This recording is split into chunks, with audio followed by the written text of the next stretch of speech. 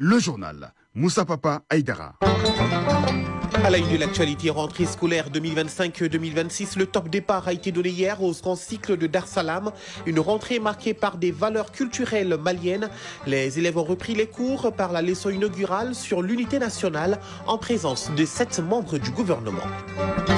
La BCEAO lance sa nouvelle plateforme régionale qui permet désormais à tout type d'établissement financier d'effectuer un paiement instantané dans les 8 pays de l'UEMOA. Une intégration économique qui se renforce avec la plateforme dénommée PIS-PI. Actualité de nos frontières à présent en France. Deuxième journée de mobilisation ce jeudi en France à l'appel de l'intersyndicale pour s'opposer à l'austérité budgétaire et demander plus de justice fiscale. Les syndicats veulent maintenir la pression sur le Premier ministre Sébastien Lecornu. Et Madagascar aussi dans l'actualité, les syndicats des travailleurs de Madagascar accentuent la pression sur le président Andry Rajoelina une semaine après le début du mouvement de contestation inédit qui secoue actuellement la Grande Île. Pour la première fois hier, la plateforme a appelé à manifester dans les rues d'Antananarive. Et dans l'ombre des juges, le greffier tient les rênes de l'audience. Le greffe cœur administratif du tribunal, lumière sur un rouage essentiel dans la chronique judiciaire. Et puis en football, sport, bien sûr, la Côte d'Ivoire se qualifie pour la phase finale de la CAN U17 au tournoi IFOA B. Et quant au tournoi IFOA A, des moins de 17 ans, plusieurs délégations sont déjà à Bamako. Mesdames, Messieurs, bonjour et bienvenue à cette édition. Les élèves ont repris le chemin de l'école hier, 1er octobre 2025. Le ministre de l'Éducation nationale, accompagné par 6 membres du gouvernement, a procédé au lancement officiel au grand cycle de Dar Salam. À Bamako, comme partout au Mali, la leçon modèle inaugurale de cette année a porté sur le patrimoine culturel, facteur de la cohésion sociale et de l'unité nationale. Compte rendu, Fademba Keïta. L'élève doit être capable de définir les mots et inscrire. Ça, c'est l'activité 1. Explication et définition des mots-clés, spécification dans un feedback attrayant des concepts de patrimoine culturel matériel et immatériel, c'est l'approche pédagogique adoptée par Mme Diakité Fatmata Sako. Dans sa démarche prouve, à travers un objectif pédagogique opérationnel minutieusement visé, que le patrimoine culturel est facteur de la cohésion sociale et de l'unité nationale. Professeur Bourima Kansai, ministre de l'Enseignement supérieur et de la Recherche scientifique. Il faut être très assidu au cours, il faut être très attentif en classe et il faut toujours réviser vos leçons. Amadou Savané, ministre de l'Éducation nationale. Nous avons assisté à une leçon modèle qui est un modèle du genre. Chacun a su ce qu'est un patrimoine, ce qu'est la culture, ce qu'est la cohésion, ce qu'est l'unité. Vous êtes l'avenir du pays. Ensemble, nous ferons tout pour que l'année scolaire 2025-2026 soit une réussite totale. Une année scolaire normale, c'est le souhait émis par les autorités, les parents d'élèves et tous les acteurs de l'école. Bonne nouvelle pour les opérations de paiement dans l'espace de l'Union économique et monétaire ouest-africaine, UEMOA.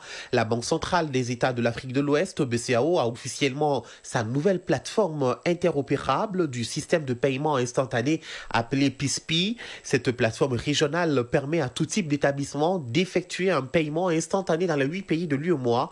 Le lancement officiel a eu lieu au siège principal à Dakar et a été retransmis par vidéoconférence dans l'ensemble des États membres de la BCEAO.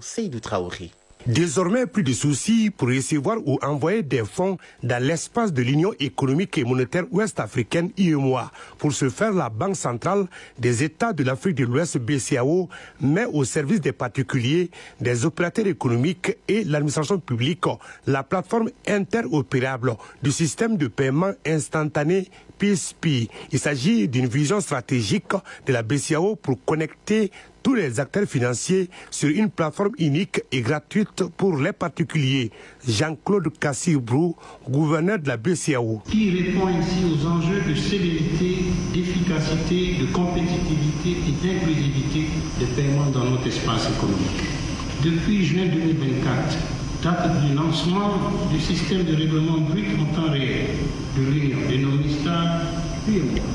La Banque centrale œuvre à la modernisation de l'écosystème de paiement au sein de l'UEMOA en adaptant constamment ses infrastructures et son cadre réglementaire à l'évolution des technologies. Le délai moyen d'exécution d'un paiement via la PSP est estimé à 10 secondes. Cette plateforme vise à pallier les obstacles liés aux frais parfois élevés et peu transparents pour les usagers, prévenir les erreurs, la fraude et sécuriser les paiements. Une aubaine pour les professionnels de la banque et les établissements financiers. Guy Martial, président de la Fédération des associations professionnelles et financiers de l'UEMOA. Grâce à l'engagement de la BCEAO, nous franchissons un cap décisif vers un écosystème où banques, institutions de microfinance, établissements de paiement, fintech et émetteurs de monnaie électronique pourront échanger sur une même plateforme numérique au bénéfice de nos populations. Outre le monde des affaires et les particuliers, l'API offre d'autres possibilités, allant de l'accès au salaire, les appuis sur le plan social ou le paiement des taxes et impôts à distance. Cheikh Diba, ministre des Finances et du Budget du Sénégal. L'interopérabilité, en donnant la capacité à tous les acteurs économiques d'interagir sans barrière transactionnelle, contribuera à renforcer l'essor des instruments de paiement digitaux et à favoriser l'accès des populations aux services financiers, en particulier dans le contexte de notre union économique et monétaire, avec près de 150 millions d'habitants. La BCEAO prévoit prochainement des campagnes d'information dans l'ensemble des États membres afin de mieux expliquer les avantages et fonctionnalités de cette plateforme au grand public. Actualité sur le continent présidentiel au Cameroun. Les candidats à l'élection présidentielle ont commencé à recevoir depuis lundi la première tranche de financement public de leur campagne. Chacun des postulants bénéficie de 15 millions de francs CFA. Une deuxième tranche pouvant atteindre 15 millions supplémentaires sera versée après le scrutin du 12 octobre, à condition que les candidats recueillent au moins 5% des suffrages. Au Nigeria, l'association des cadres de pétrole et du gaz naturel a suspendu sa grève hier après avoir obtenu des garanties sur la réintégration de 800 travailleurs licenciés de la méga raffinerie du milliardaire Aliko Dangote à Lagos. La mobilisation avait débuté lundi pour dénoncer le licenciement des salariés affiliés au syndicat à Pengassan et leur remplacement par des travailleurs étrangers. Le gouvernement fédéral est rapidement intervenu pour éviter une grève de crise énergétique. Madagascar, dans l'actualité, les syndicats de travailleurs de Madagascar accentuent la pression sur le président Andry Rajoelina une semaine après le début du mouvement de contestation inédit qui secoue actuellement la Grande Île. La solidarité syndicale malgache, principale plateforme syndicale du pays, a appelé hier à une grève générale comme le collectif Gen Z. Elle demande aussi la démission du chef de l'État. Enseignants, soignants, douaniers, la solidarité syndicale malgache réunit une cinquantaine de syndicats représentant principalement les agents de l'État. Eh bien, pour la première fois hier, donc, la plateforme a appelé à manifester dans les rues d'Antananarive. Un millier de travailleurs ont répondu présents, selon le président Erizo Andriana Volon. La France, nouvelle journée de mobilisation. Eh bien, c'est la deuxième journée de mobilisation à l'appel de l'intersyndicale pour s'opposer à l'austérité budgétaire et demander plus de justice fiscale. Les syndicats veulent maintenir la pression sur le Premier ministre Sébastien Lecornu, qui n'a toujours pas de gouvernement, et chercher un compromis pour faire adopter son budget. La mobilisation s'annonce toutefois à moins suivie que la précédente, avec des taux de grévistes attendus en recul.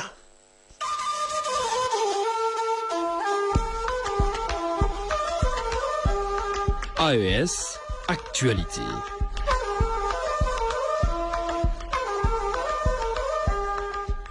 Le capitaine Ibrahim Traoré, garant de l'indépendance du pouvoir judiciaire, a assisté hier dans la matinée à l'audience solennelle de la rentrée judiciaire des cours et tribunaux du Burkina Faso pour l'année judiciaire 2025-2026. Cette rentrée judiciaire se tient sous le thème renforcement des relations entre la justice et les justiciables, gage de cohésion sociale, de bonne gouvernance et de développement. À travers ce thème, les juridictions du Burkina entendent réaffirmer leur rôle dans la construction d'une nation forte et résiliente. Le compte-rendu de Brice Kitenga de la radio du Burkina. Les cours et tribunaux du Burkina, qui effectuent leur entrée solennelle autour du thème renforcement des relations entre la justice et les justiciables, gage de cohésion sociale, de bonne gouvernance et de développement, veulent placer le citoyen au cœur de l'action judiciaire dans un contexte marqué par de profondes attentes de la population en matière de transparence, d'efficacité et de justice sociale. Dans le rapport synthèse sur le thème, le rappel a été fait sur une justice qui demeure l'un des socles sur lesquels repose l'état de droit, et il est nécessaire pour les magistrats, greffiers et auxiliaires de justice de veiller à ce que chaque Burkinabé ait un accès équitable à ses droits. Le premier président de la Cour des comptes, également président de l'audience solennelle de cette rentrée 2025-2026, a insisté sur la nécessité de restaurer la confiance entre la justice et les citoyens. Les lenteurs procédurales, l'inaccessibilité des décisions, la méfiance et parfois même la suspicion à l'égard des juges ont été évoqués comme autant de défis à relever. Le justiciable doit sentir que la justice est à son service, a insisté Latin Poda, et cela passe par une accélération du traitement des dossiers et une lutte ferme contre toute forme de corruption dans le système judiciaire. Dans un Burkina en quête de stabilité et de relèvement, l'indépendance de la justice demeure un enjeu central. Une occasion pour le ministre de la Justice, Edaso Rodrigue Bayala, de réaffirmer son engagement à garantir cette indépendance et à renforcer les moyens humains et matériels de juridiction. Cette rentrée judiciaire se veut donc une invitation à repenser la relation entre l'institution et ses usagers. Elle ouvre une année placée sous le signe de la responsabilité partagée où magistrats, auxiliaires de justice et citoyens doivent conjuguer leurs efforts pour bâtir une société plus juste et plus équitable. Au Niger, en mission dans la région de Tawa, le ministre de l'Urbanisme et de l'Habitat a effectué une série de visites sur plusieurs sites de drainage des eaux, du site de logements sociaux ainsi qu'à la direction régionale de son département ministériel. Une démarche placée sous les signes de la proximité et de l'écoute selon les mots du ministre à l'issue de cette tournée. Le point avec Ali Oumarou de la radio du Niger. Le ministre de l'Urbanisme et de l'Habitat a visité l'ouvrage de drainage des eaux de Guébenzogui, dont les travaux sont quasiment terminés. Les caniveaux du quartier Malala, là, le taux d'exécution des travaux est de 70%, et la mare de Babaye. Tous ces ouvrages permettent l'évacuation des eaux pendant la saison des pluies. Le ministre de l'Urbanisme et de l'Habitat était ensuite sur le site des logements sociaux de 166,34 hectares, soit 1227 parcelles disponibles, et tous les propriétaires ont été dédommagés. Enfin, colonel Abdul Kadri Amadou Daouda a visité la direction régionale de l'urbanisme et de l'habitat, où il a tenu une réunion avec les agents de la dite direction et ceux d'Agadez. Ces visites nous ont permis de constater les avancées et de constater aussi les difficultés d'échanger directement avec les équipes locales sur le terrain. Nous avons donc profité de cette rencontre locale pour d'abord écouter les acteurs locaux de l'urbanisme, le régional, les divisionnaires, les communaux. Nous avons échangé sur les défis du moment et les difficultés qu'ils gèrent au quotidien. Cette mission s'inscrit aussi dans une dynamique de proximité, mais surtout d'écoute. Et nous avons aussi l'intention d'envisager ce type de mission progressivement dans les autres régions. Enfin, le ministre de l'Urbanisme et de l'Habitat a rendu des visites de courtoisie au chef de canton de Tawa et au chef de groupement Peul de Tawa. Quittons l'espace AES pour Barcelone, où le ministre de la Culture, de l'Industrie hôtelière, de l'Artisanat et du Tourisme participe à la conférence mondiale de l'UNESCO sur les politiques culturelles et le développement durable. Mahmoud Afé a animé un panel en compagnie de plusieurs autres ministres en charge de la culture. Les thématiques de ce panel étaient en lien avec la culture éducation et la culture paix. Les différentes interventions ont permis d'exposer les expériences de chaque pays, tout en faisant allusion avec les thèmes du forum de Barcelone. Alouseni Touré. Comment réussir la bonne articulation entre d'une part la culture et l'éducation et la culture et la paix d'autre part? La question était au cœur de ce panel à l'ordre du jour du forum Mondiaculte. Les ministres sahéliens du Mali et du Niger ne pouvaient en aucun cas éviter le sujet tant il est d'actualité dans la région du Sahel. Au Niger comme au Mali, la culture est au début comme à la fin de tout processus. Et c'est cette corrélation qui a été mise en perspective par les deux ministres de l'AES. Ben Salah Hamouda Ali, ministre de la refondation de la culture et de la promotion des valeurs sociales du Niger.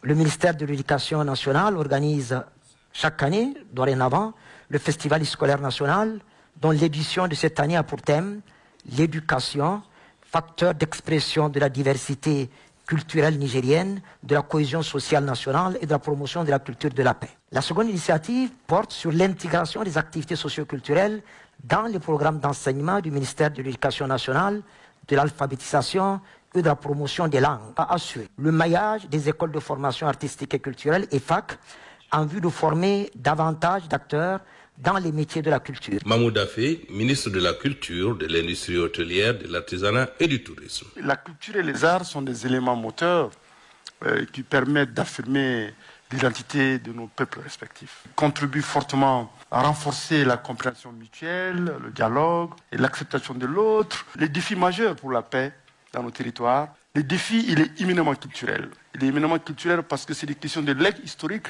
c'est des questions de mémoire, c'est des questions de gouvernance et c'est des questions de méconnaissance de l'autre. En marge des travaux, le ministre d'Affaires a rencontré plusieurs personnalités. Il a notamment remis un cadeau au ministre espagnol de la Culture, président de la conférence. L'autre personnalité qui a rendu visite au ministre malien de la Culture est Sheila Wood, présidente du Conseil mondial de la musique. Dernière personnalité rencontrée, Audrey Azoulay, directrice générale de l'UNESCO Barcelone, Alousseini Touré, Abou Koné pour l'ORT.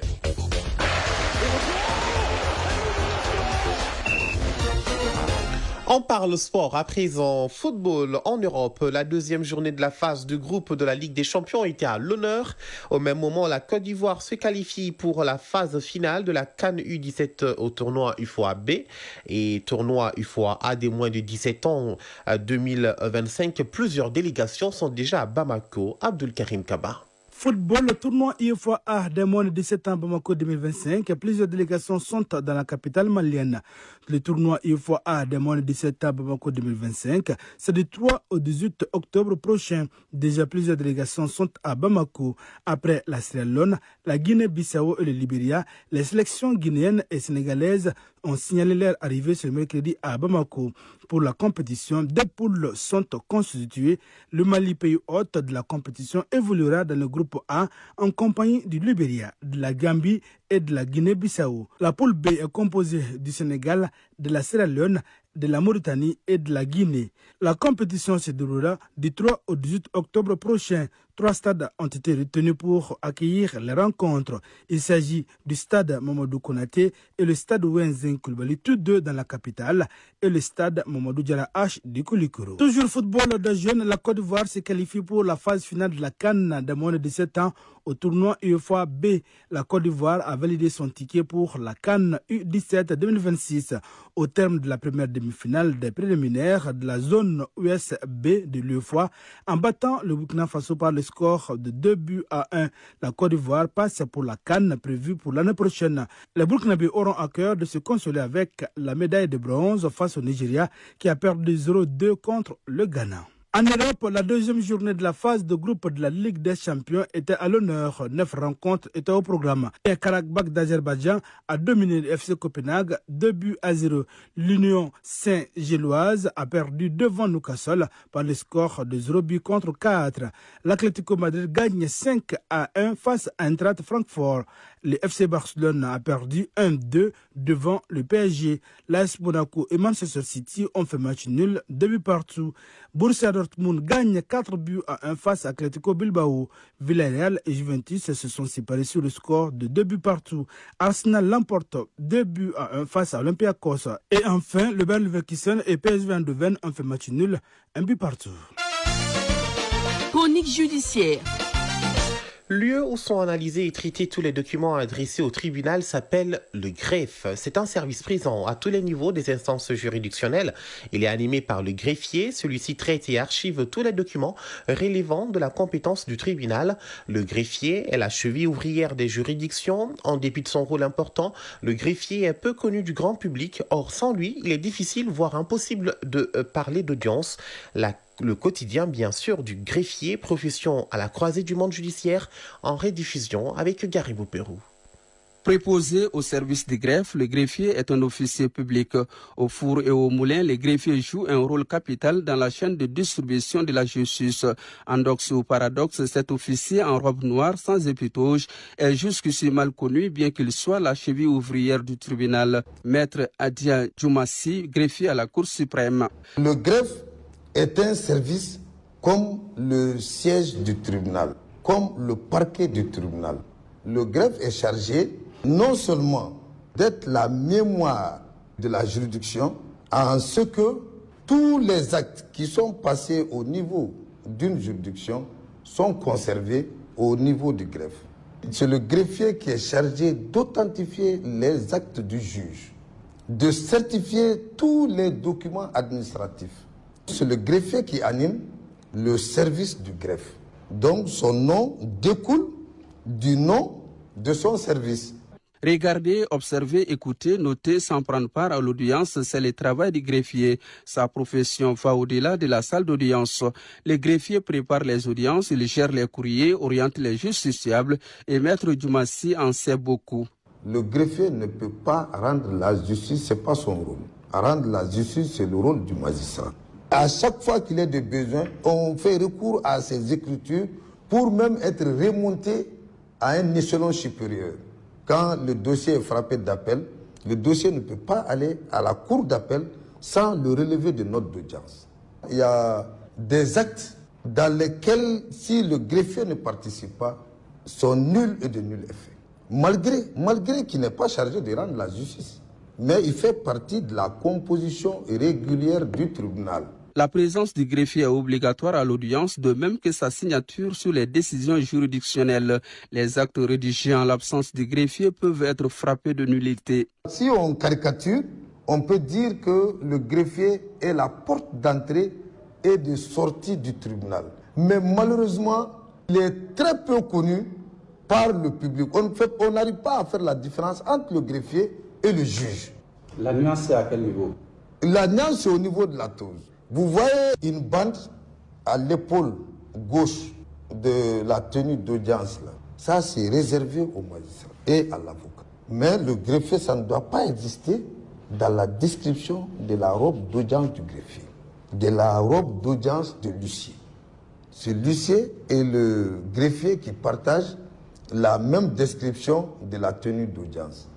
Et le magistrat et l'avocat partagent la même description de la tenue de l'audience. La composition du tribunal, le président du tribunal, le procureur, le greffier. Si l'un de ces trois manque, on ne peut pas parler d'audience a fortiori de jugement. On est obligé de renvoyer cette audience-là pour composition irrégulière.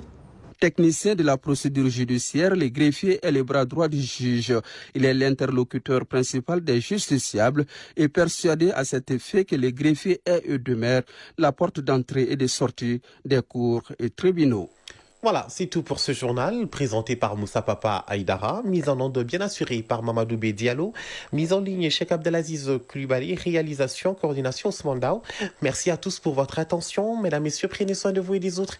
Et n'oubliez surtout pas, gardez le sourire, quoi qu'il arrive, et belle journée à tous sur le RTM.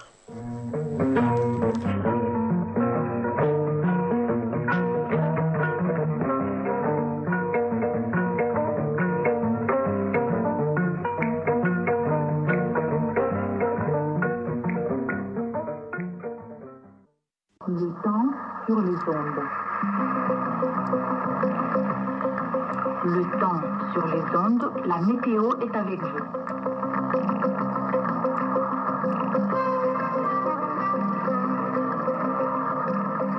Bonjour à toutes et à tous, bienvenue à la page météo. Le temps sera caractérisé par un ciel en général nuageux à couvert par endroits sur tout le pays. Des vents de mousson d'intensité faible à modérée dans l'ensemble du pays, excepté le nord des régions de Taoudéni, Tombouctou et Kidal, où persisteront des vents d'harmattan de même intensité. Une visibilité assez bonne dans l'ensemble du pays, en dehors des régions du nord où elle sera parfois affectée par la poussière en suspension. La température la plus élevée sera observée à Taoudéni avec 41 degrés. Dans les districts de Bamako et ses environs, la température maximale prévue est de 33 degrés. Alameba onu sogoma auka watiko kuna funna noko bena ke kabanya wabuna kanga jamana fambela jelena samia fe fiye bina ci abarkati na bunya wabuna ke fanchamana funa bora Taoudéni marala Tombouctou ani Kidali yen klima fe fiye bina ci gela batina do yoro jam fe flali langa jamana fanchamana funa bora Sahelian fanfelala wati do la gongonglum nake funteni yela lemba obuna ke digre bina ni kile Taoudéni Mie Bamako na lamini funteni yele limba ubna ke digre bisabani sabai. Nine tuanga watu ko kuna funi mimbura malmeto mawiro ala soro ma jenaba dumbia fe anche akakuluma jola. ala ka tile hɛrɛ d'an ma. Le temps sur les ondes.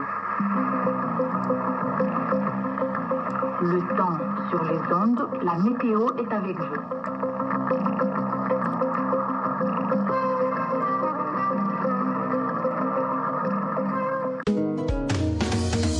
na jopa octobre kason ko da hananga sikai malingi kille kurumba ngwini Bamako Abidjanaga avion siki ko en nogondi araba juma aro ala hadi avion direct Bamako Abidjanaga ado killine na daga gai tombo kutu dogao karke kille kurumba unye ndaga membagandi na daga bane tambilo rawjunu kobi kendo komo kragero tandume na daga nalli tangere rawjunu na gazro tancheke gode yo kisikaninga utnaranga ga hu octobre kason jumu wan nogondi aga wa khibaru ngita makenga he reservation nya 70 77 10 33 wal maga zansinga